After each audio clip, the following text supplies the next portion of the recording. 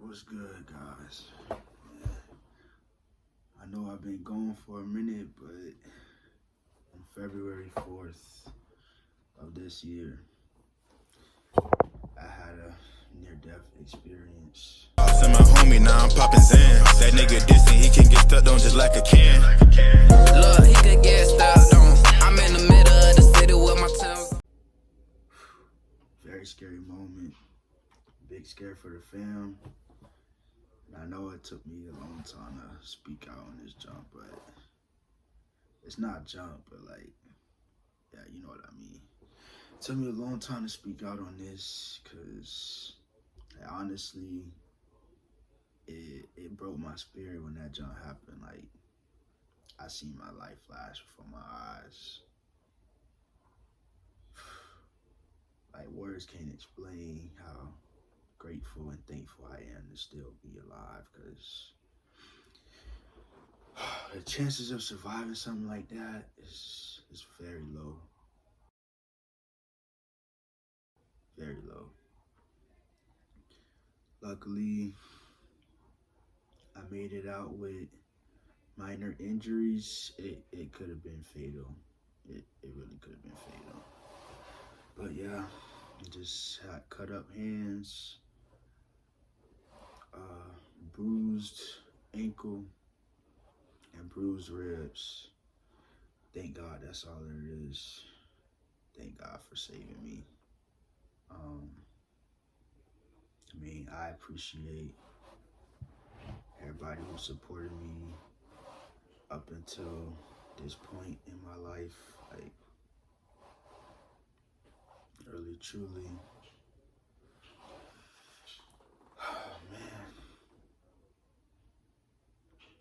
I mean, I really wish I would have told y'all sooner, but yeah, it was just hard.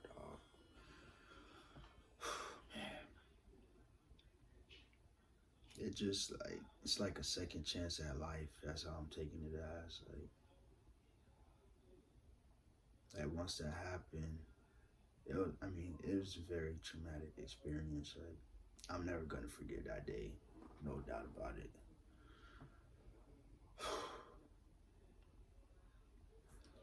Yeah. So basically, what happened was, I'm on the way back to school because, like, early Sunday morning, I was supposed to meet with my senior design group to go visit the site for our project. So I left the house at like 6 a.m. So everything was smooth until I'm about like 43 minutes away. And like, it was light rain. It all happened so fast. I wasn't speeding. I was in the fast lane, but this is a lesson, everybody. Don't, if there's any kind of rain, don't drive in the fast lane. No matter how cool or you think you got the wheel. But yeah, it's just, yeah, man, I'm in the fast lane going like 60.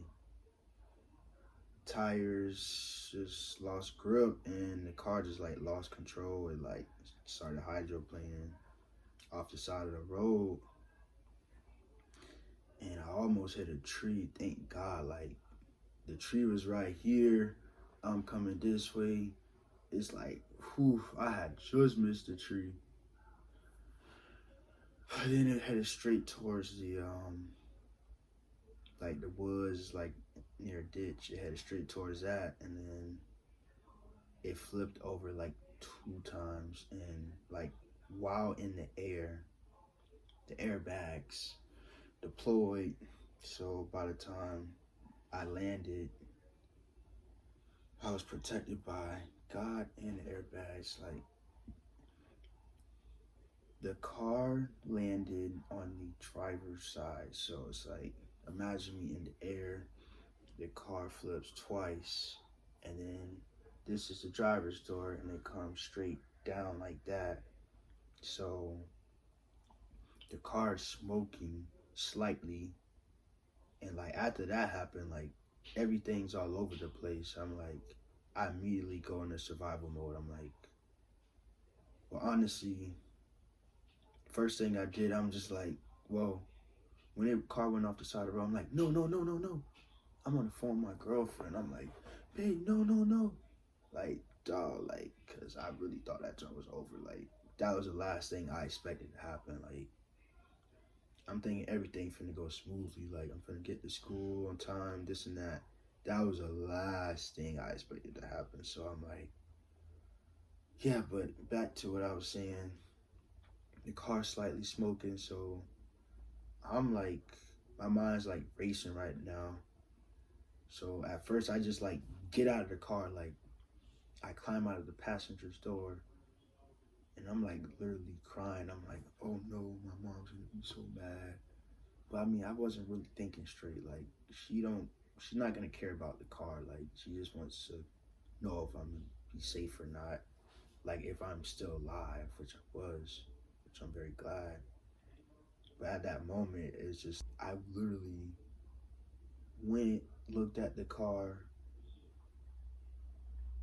like, I'm like, dang, I'm trying to call my girlfriend, I'm like, babe, like, this is bad, type jump.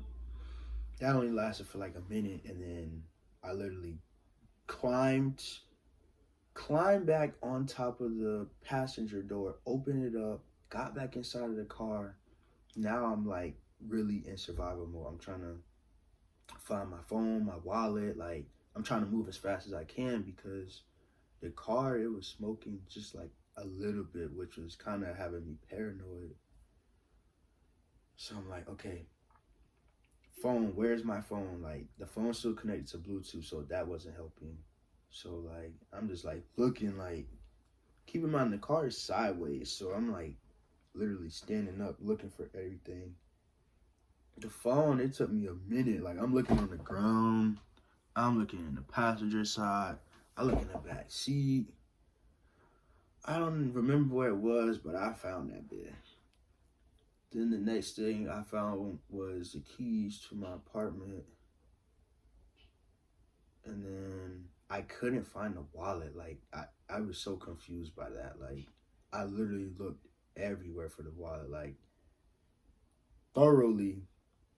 Keep in mind, why the car is slowly smoking, so like, this whole process probably was about like 3 to 5 minutes. So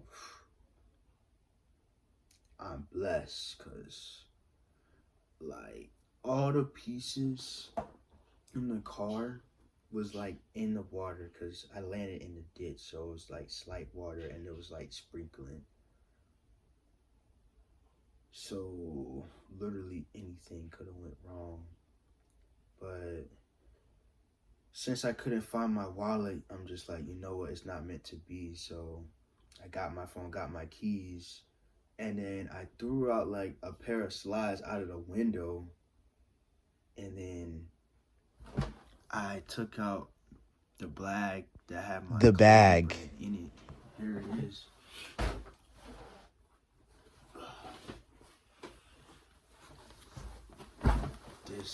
It still has my handprint on it from that day. I haven't opened it up since.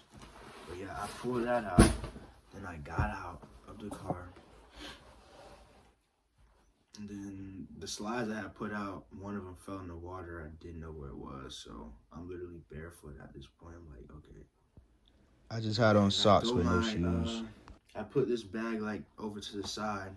I had to walk through the water where like most of the pieces are, so I could have even got electrocuted. Like, that there's no other way I could have got across, but like in the moment I was just trying to like hurry up and move as fast as I could. I done said like about 10 times now. But yeah, so I walked through that water, made to the other side of the ditch, and then put this bag down. Then I came back to try to like, I was trying to break that windshield with something. Like, none of the sticks was working. It was already shattered and partially open. So I was just trying to rip it open. That's where this comes from, cut up hands. But like, it got to a certain point where I'm like, the car's still slightly smoking. I'm like, yeah, it's not worth it. And the craziest part about it is like I had business cards on me, like in the middle console. They was like scattered I done like said like 2 everywhere, times all over already. the ground. So I'm like, this was a crazy story. And like some guy, he called it in. He said he seen me. So he called it in. The officer showed up shortly. EMS, they checked me out and whatnot. And I went to the hospital like 2 hours later, but The same They guy only that check- called it in offered they to only take me did back to x-rays on my school. hands, but I don't think I was in shock or anything. Like I was able to think straight. I was just really trying to process everything that happened. It's like the first couple of days was the hardest because it's like, dang, I really almost died. Like, real talk. I just started thinking about like how that would have affected the fam, girlfriend, just like friends, like everybody. So that jump really cut deep. But I mean, moral of the story is like you can't really like look at the negatives. Like, oh, imagine like what could have happened. Like, gotta stay positive and just be thankful that I got another chance at life. And like with that near-death experience, like it changed my perspectives on a lot of things. Like some of the things I took for granted back then, I'm not doing that like anymore moving forward. And I'm not going to overload myself, put a lot of stuff on my plate. Just focus on one thing at a time. Also, all that pride junk, it gotta go out the window. Like, can't have pride. If it's people who around want to help you, take the help. Never go against your parents. No matter if you know they gonna like get on you, but it's all out of love. Like, never have too much pride to ask anyone for help. So, yeah, it just really caused me to do a lot of reflecting, just like, since it was very traumatic, it's like I was thinking about like all the memories I had, like, up until that point in my life, because it's like most pivotal moment that I'm probably going to face in this lifetime. So it's just like, dang, I just was appreciating everything. Like, I'm like, dang, look at how far it came. Like, it was really almost over. Like, oh man. Yeah, just, I don't really get emotional about it now, but like, it did cut deep and it broke my spirit. This is a week after the crash, so my hands, good news, my hands, I can ball them up in fists now. Before I just had them like this the whole time, so progression, he's healing me fast.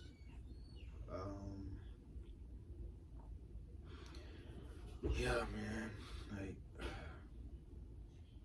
I don't know how this is gonna affect me like months later, like if I'm still gonna, she's gonna hit me in waves and I'm gonna break down. Like, I don't know, I've never been through anything like this, but y'all know the motto, I'm gonna keep stepping one day at a time. But yeah, I just want to share that with y'all. Live every day like it's your last. Don't be careless about nothing. Stay prayed up. Don't have pride. And don't overload yourself. Whatever goals you got, it'll get done on God's timing. Don't try to rush it or force it. But yeah, man. Whew. Hopefully y'all could take something from this experience, apply to y'all life. so that way you won't have to go through this encounter. But then again,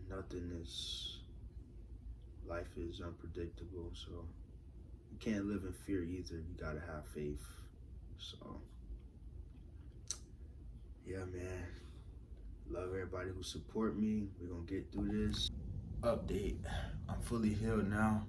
This is about a month after, so I'm feeling great. I got my spirit back and my strength. So time to continue the journey that I started. That being said, Stepper fam, yeah.